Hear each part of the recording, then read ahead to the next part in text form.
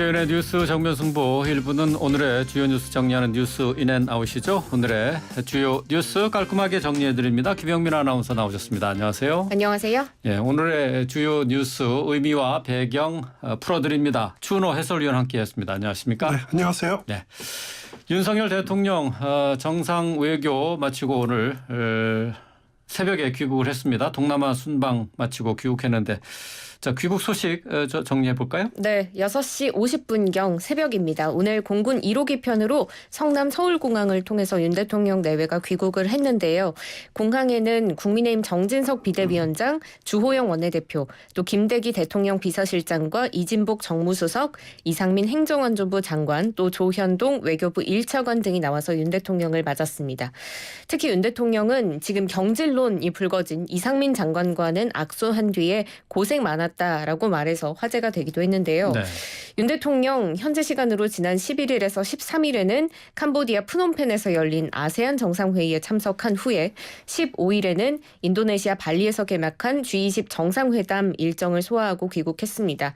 이번 순방 기간에 윤 대통령 한미, 한일, 또 한미일, 한중 정상회담 모두 소화하면서 바쁜 일정을 소화했는데요. 아무래도 짚어볼 점이 많을 것 같습니다. 이번 순방의 성과 뭐였는지 자세히 뉴스인 해주시고요. 평가도 부탁드립니다. 보통 해마다 한 11월 이때 되면은 아세안 정상회의 열리죠. 그리고 네. 에이펙 정상회의도 열리고 이런데 여기에 이제 G20까지 인도네시아 열렸기 때문에 지금 계속적으로 이 동남아시아에서 정상 외교의 무대가 활발하게 펼쳐지고 진행이 되고 있습니다. 지금도 네. 진행이 되고 있는데 윤석열 대통령은 이 세 가지 큰 행사 가운데서 아세안 그리고 G20 이 두 가지만 참석하고 오늘 새벽에 귀국을 했습니다. G20이 끝난 다음에는 방콕에서 에이펙 정상회의가 열리는데 네. 여기에 참석은 이제 한덕수 총리가 대신 참석하는 것으로 돼 있는데 윤석열 대통령의 이번 동남아 순방의 키워드를 한마디로 말한다면은 한국판 인도태평양 전략 뭐 이런 것으로 요약될 수 있을 것 같아요. 기본적으로 미국 주도의 인도 태평양 전략에 보조를 맞추면서도 네. 그러니까 미국과 공동 보조를 맞추겠다는 거죠. 그러면서도 중국을 겨냥해서는 중국을 견제하는 것 아니다. 우리는 완전히 미국과 같지 않다라고 하는 점을 중국 그 시진핑 국가주석을 상대로 또 설득하려고 했다. 그런 점이 의미가 있다는 생각이 됩니다. 네. 우리로서는 이번 다자 정상회담에서 가장 큰 과제가 북핵 문제, 북한 문제 이걸 해결하는 해결책 모색하는 네. 것 그것 아니었겠습니까? 이제 그래서 어떻게 보면 이제 한미일 그 3국 간에는 확고한 대북 공조 체제를 협력 체제를 구축했다는 점을 꼽을 수가 있습니다. 네. 6월에 마드리드에서 한 차례 한미일 정상회의가 열린 적이 있었죠. 그리고 5개월도 채 되지 않아 가지고 또 다시 열렸는데 한미일 정상회의가 열렸는데 한 해에 2번 열리는 것이 저는 개인적으로 좀 찾아보기 어려운 것 같아요. 네. 그만큼 북한의 미사일 도발 그리고 핵 실험이 임박했다라는 징후들, 북한의 핵 미사일 폭주가 한미를 하나로 묶는 그런 고리가 됐다라는 생각이 듭니다. 그러면서도 여기서 가장 중요한 변수가 중국이었죠. 중국 시진핑 그렇죠. 예. 주석이 좀 더 중국이 건설적인 역할을 했으면 하는 것이 우리의 바람이었고 그래서 순방 마지막 날에 한중 정상회담이 어떻게 보면은 이번 순방의 정점을 찍는 것이었다 이렇게 보여지는데 사실 이번 한중 정상회담은 저는 개인적으로 열기 어렵지 않느냐라는 생각을 했습니다. 네. 일정이 너무 시진핑 주석과 윤 대통령이 겹치는 일정이 너무 없었기 때문에 그런 예, 건데 그래도 그 우여곡절 끝에 정상회담이 성사된 거 보면은 우리도 간절히 원했지만은 중국도 윤석열 대통령과 시진핑 주석 간의 회담을 간절히 원한 것이 아니냐 그런 네. 생각이 들더라고요. 어제 회담을 보면은 대면 상견례다라는 점 하고요. 그걸 넘어서 서로의 입장을 확인한다. 그리고 앞으로 어떤 식으로 정상회의가 외교가 진행이 될지를 가늠하는 그런 점에서 상당히 의미가 있는 시간이었다는 생각이 드는데 짧은 발표만 가지고는 다 이렇게 가늠하기는 어렵습니다만은 추측해 보건대 윤 대통령은 보편적 가치를 강조했습니다. 보편적 가치라는 것은 자유, 평화, 인권, 뭐 연대 이런 것 아니겠습니까? 근데 중국의 입장에서는 굉장히 껄끄럽겠죠. 그런데 이제 반면에 시진핑 주석은 다자주의를 말했죠. 다자주의는 어떤 입장에서 쓰냐면은 중국이 미국을 견제할 때 쓰는 개념입니다. 결국 네. 한국 보고 너무 미국 편에 서지 마라 이런 경고일 수도 있는 거죠. 이렇게 읽혀졌고요. 또 다른 관심이 이제 북한 핵 문제인데 북한 문제인데 딱 이렇게 해결책은 보이지는 않았습니다. 우리는 중국이 좀 더 적극적이고 건설적인 역할을 해달라라고 이렇게 기대한다라고 표현을 했는데 결국 북한에 지금 압력을 행사해달라. 네. 북한 핵 개발 못하도록 해달라라고 요구한 건 아니겠습니까? 그렇죠. 예. 하지만 시진핑 주석은 여기에 대해서는 뭐 가타부타 대답이 없이 윤 대통령이 밝힌 담대한 구상을 지지한다. 하지만은 북한이 호응해 온다면 이런 전제를 붙였습니다. 결국 어떻게 보면 개인적인 견해를 말씀드리면은 중국을 압박을 해서 북한을 변화를 유도한다, 대화로 이끈다. 이것은 그 어떻게 보면은 중국의 역할론도 좀 한계에 지금 부딪힌 것 아니냐. 코로나 국면을 거치면서 북한이 국경을 봉쇄하고 자력갱생 길을 겪었기 때문에 중국의 영향력도 지금 단계에서는 북한에게 좀 한계가 있는 것 아니냐라는 생각이 듭니다. 그래서 바이든 대통령도 중국이 북한을 제어할 수 있을지 확신하기 어렵다라고 언급을 했는데 지금 그런 단계 아니냐. 그래서 새로운 방안들을 서로 지금 다들 모색하는 것이 아닌가라는 생각이 들었습니다. 네. 윤 대통령의 동남아 순방 성과 꼼꼼하게 외교적인 성과를 짚어주셨는데 근데 민주당에서는 이번 순방을 두고 성적표 초라하다 이렇게 비판을 했네요. 그렇습니다. 박홍근 원내대표는 국익을 위해 이번만은 성과를 내놓길 바랐지만 돌아온 순방 성적표는 초라하기 그지없다 이렇게 비판했습니다.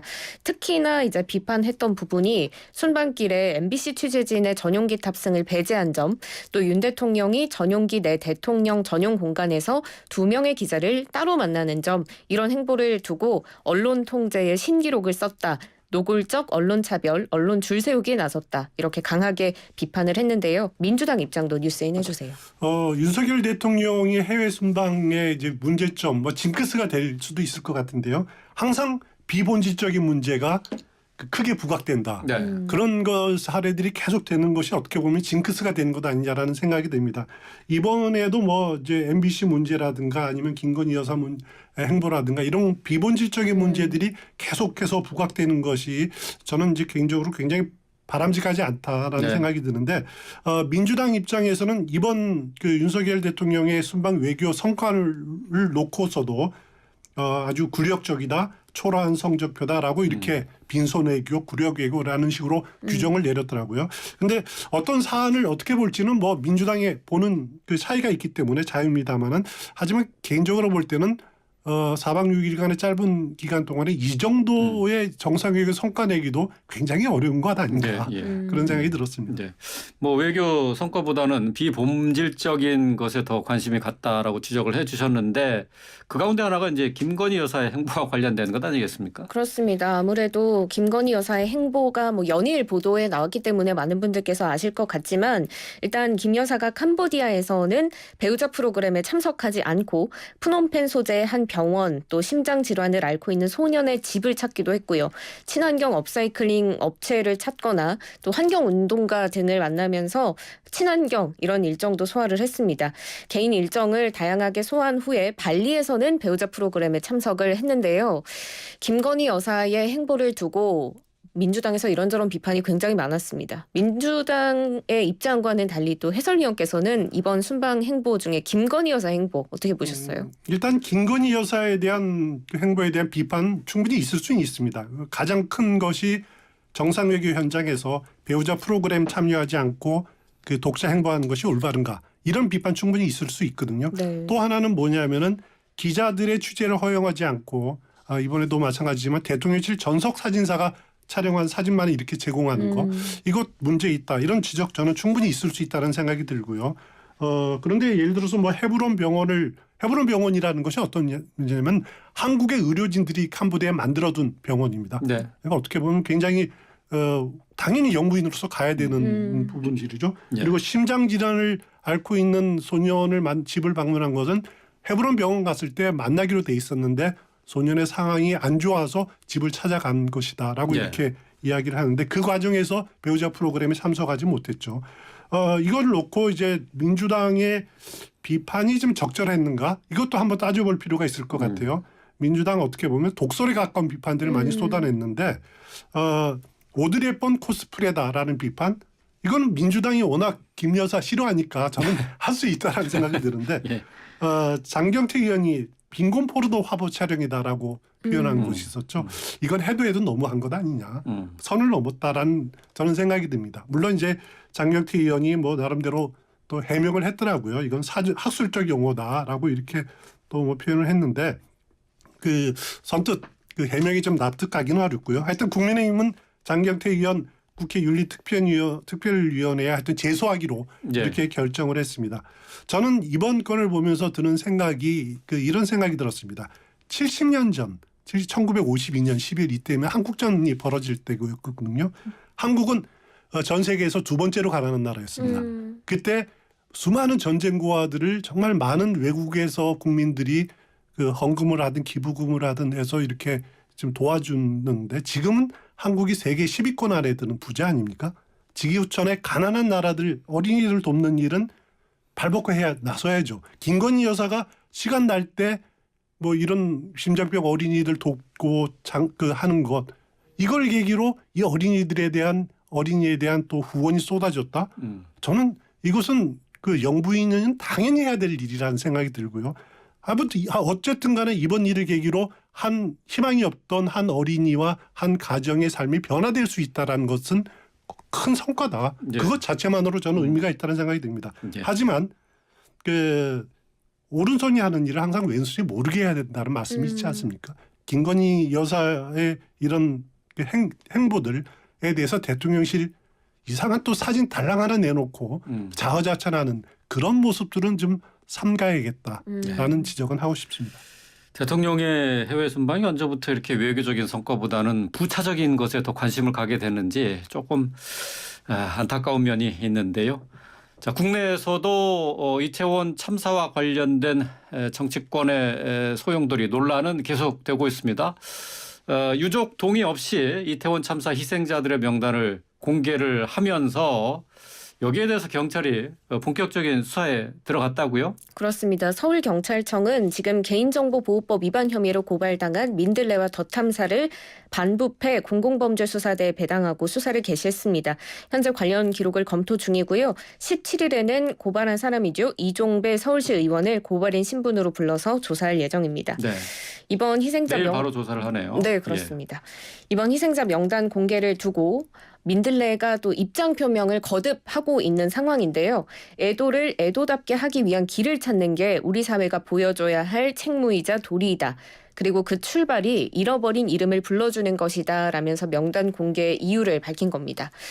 그렇지만 지금 유족의 동의를 받지 않은 부분에 대해서는 가족들의 억울한 죽음에 대해 우리 사회가 마땅히 가져야 할 책무를 이행하는 것에 대해 공감과 이해를 해줄 것이다라는 믿음이 있었다. 이렇게 밝힌 건데요. 그러니까 결국은 동의를 받지 않았다라는 말을 이제 돌려서 한 것으로 풀이가 되는데 유가족 동의 없이 희생자 명단을 한 것에 대해서 어떻게 생각하시는지 먼저 뉴스인 해주세요. 절대로 동의를 할 수 없습니다. 개인적으로는 화가 납니다. 분노를 느낄 정도인데 방송하면서 이런 표현을 써도 좋을지 모르겠지만은 하여튼 뭐 이름만 있을 뿐 사진이나 뭐 구체적인 개인 정보 없으니까 누군지 잘 모르지 않겠느냐 이런 변명 통할 수가 없습니다.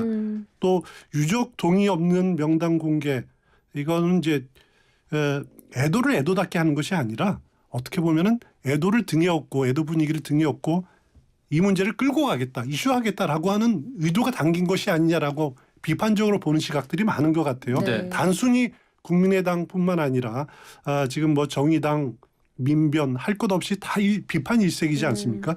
제 표현보다는 오늘 이렇게 쭉 찾아보니까 진중권 교수가 분석을 해놓았던데 이런 표현을 했더라고요. 윤석열 정부가 사건 여파를 축소하기 위해 명단 발표를 가로막고 있다라는 사고를 하고 이걸 돌파하기 위한 전술로 명단 공개한 것 아니겠느냐 이렇게 분석을 했더라고요. 이들의 추모 의지가 순수하다고 볼 사람이 누가 있느냐. 죽은 분들을 무슨 공유물처럼 생각한다. 폭력적이다. 이렇게 비판을 했는데 저도 개인적으로 진중화 교수의 이런 언급에 동의를 합니다. 네. 네, 지금 국민의힘 내에서는 이제 법적으로 처벌해야 한다라는 목소리가 굉장히 많이 나오고 있는데 앞서 설명드렸듯이 국민의힘 이종배 서울시 의원이 개인정보보호법 위반으로 이들을 고발을 한 상태입니다. 그런데 여기서 법적인 쟁점이 있더라고요. 현행 개인정보보호법에서 개인정보의 주체는 살아있는 개인으로 규정을 하고 있기 때문에 그렇습니다. 지금 처벌이 어려울 것이다라는 시각이 지배적이지만 또 유족과의 관계를 특정할 수 있으면 유족이 신고를 했을 때 유족의 개인정보에 해당할 수도 있다 해서 처벌이 가능할 수도 있다라는 시각도 있더라고요. 네. 처벌이 가능할까요? 일단 개인정보보호법으로는 처벌이 어렵지 않겠느냐라고 보는 시각들이 많은 것 같더라고요. 네. 일단 말씀하신 대로 이미 돌아가신 분들이기 때문에 어렵다는 시각이 많을 것 같은데 하지만 이제 만약에 이제 공무원이 그 누출을 했다, 명단을 불법 유출했다, 그러면은 그 공무원에 대해서는 공무상 비밀 누설 책임 물을 수가 있겠죠. 그리고 보도한 더 탐사라든가 민들레에 대해서는 공모로 수사할 가능성이 충분히 있습니다. 예. 예, 그렇기 때문에 그 부분은 좀 더 두고 봐야 될 것 같고요. 일단 서울경찰청 반부패 공공범죄 수사에 대해서는 일단 기록 검토 그리고 법리 검토 이거 진행 빨리 신속하게 할 겁니다. 이 문제는 오래 끌 문제가 아닌 것 같고요. 신속하게 그 수사를 진행하는 그런 입장인 것으로 알고 있습니다. 네. 민주당에서는 그동안 뭐 진정한 애도를 하려면은 이 희생자들의 이름과 사진이 있어야 된다 이렇게 주장을 해왔습니다. 이것 때문에 이제 국민의힘에 희생자 명단 공개 배후가 더불어민주당이다라는 의혹을 제기하고 있죠. 그렇습니다. 아시겠지만 앞서 민주당의 민주연구원 부원장이 문진석 의원에게 이태원 참사 희생자 명단을 확보해서 추모 공간을 만들어야 한다 이렇게 주장한 문자도 공개된 바가 있는데요. 그래서 민주당 배후설에 더 힘이 실리는 모양새입니다. 국민의힘 이태원 사고조사 및 안전대책특별위원회 이만희 위원장은 배후에 더불어민주당과 이재명 대표 측의 관여가 있다라는 의혹을 지울 수 없다라고 말했는데요. 네. 국민의힘은 이번 희생자 명단 공개가 민주당이 배후에 있는 건 물론이고 이재명 대표 수사에 대한 관심을 다른 곳으로 돌려보려는 술책이다 이렇게 비판을 하고 있습니다. 하지만 뭐 민주당 내에서도 이번 명단 공개가 적절치 않다라는 목소리도 나오고는 있는데요. 민주당의 배후설 뉴스인 해주세요. 일단 민주당은 지금 희생자 명단 공개에 대해서 여론이 싸늘하니까 지금은 조명한 침묵 분위기로 지금 돌아섰습니다. 네. 일단 그 민주당 배후설 의심을 받는 것 중에 하나가 공개한 매체가 친야 성향 매체다. 민주당과 밀접하지 않겠느냐라고 하는 그런 확실하지는 않지만 그런 추측이 가장 큰 것 같고요. 또 명단 공개 이야기가 나왔을 때 이재명 대표가 이런 표현을 했었죠. 유족이 반대하지 않는 한 이름과 영정을 공개하고 진지한 애도가 있어야 된다라고 이렇게 말한 적이 있는데 네. 저는 개인적으로 이 발언이 있을 때 이걸 발언 잘못됐다라고 생각을 했습니다. 왜냐하면은 유족이 반대하지 않는 한이 아니라 유족이 찬성하면 공개해야 된다라고 해야 유족이 되는데 원하면으로 했어야 되는데 반대하지 않는 한이란 표현은 이거 잘못된 표현 아닌가라는 생각을 했습니다. 이런 발언 하나하나가 민주당이 관여가 있는 것 아니냐라고 하는 의구심을 갖게 되는 거죠. 그래서 이제 상식적으로 제가 보기에는 또 이 명단이 그러면 누가 갖고 있었겠느냐. 그렇죠. 공무원 정부기관이 갖고 있었겠죠. 정부기관에서 넘겨줄 수 있는 가능성이 또 하나가 있을 거고 또 다른 거는 뭐냐면 민주당 연루 의혹에 나온 거는 뭐냐면은 민주당 소속 국회의원이 이들 정부기관에 자료 제출을 요구하면은 그 자료를 받을 수가 있습니다. 네. 여기서 혹시 또 흘러간 것 아니냐라고 하는 그런 의구심이 있기 때문에 하여튼 민주당 연루설은 쉽게 잠재들 것 같지는 않습니다. 네. 네. 앞서 해설위원께서 말씀을 해주셨던 것처럼 지금 가장 중요한 건 희생자 명단을 누가 넘겼느냐인 것 같은데요. 지금 어제 예산결산특별위원회 비경제부처 심사에 출석한 한동훈 법무부 장관의 수첩이 또 취재진의 카메라에 포착됐습니다. 여기에 명단 유출 경로 불법 가능성 높음이라고 적혀 있어서 화제가 되기도 했는데요. 또 시민단체인 사법시험준비생 모임도 명단을 넘긴 공무원을 공무상 비밀 누설죄 위반 혐의로 대검찰 대검찰청에 고발한 상태입니다. 누가 어떤 경로로 유출했는지에 대한 수사도 이루어지겠죠? 당연히 이뤄질 겁니다. 앞서 말씀드렸듯이 공무원이 그 불법 경로로 넘겼는지 아니면 정치권을 통해서 넘어갔는지 부분들은 아마 어렵지 않게 밝혀질 겁니다. 그리고 이 과정에서 민들레나 더 탐사에 대한 만약에 압수수색을 몇 번을 하면은 자료는 경찰이 쉽게 얻을 수가 있을 겁니다. 그 경로는 어렵지 않게 밝혀질 겁니다. 네. 유족들이 반대하지 않는 한 그 희생자들의 이름과 사진을 공개한다라는 말하고 그다음에 유족들이 원한다면 글쎄요 같은 말인 것 같은데 뉘앙스가 전혀 다르죠. 뉘앙스는 좀 차이가 있는 거죠. 정치에서 이 말의 힘 또 말의 의미 참 하나하나 쉽게 받아들일 수 없는 부분들이 많이 있는 것 같습니다. 자, 오늘 주요 뉴스 정리했습니다. 추은호 해설위원 김영민 아나운서와 함께했습니다. 고맙습니다. 고맙습니다. 고맙습니다.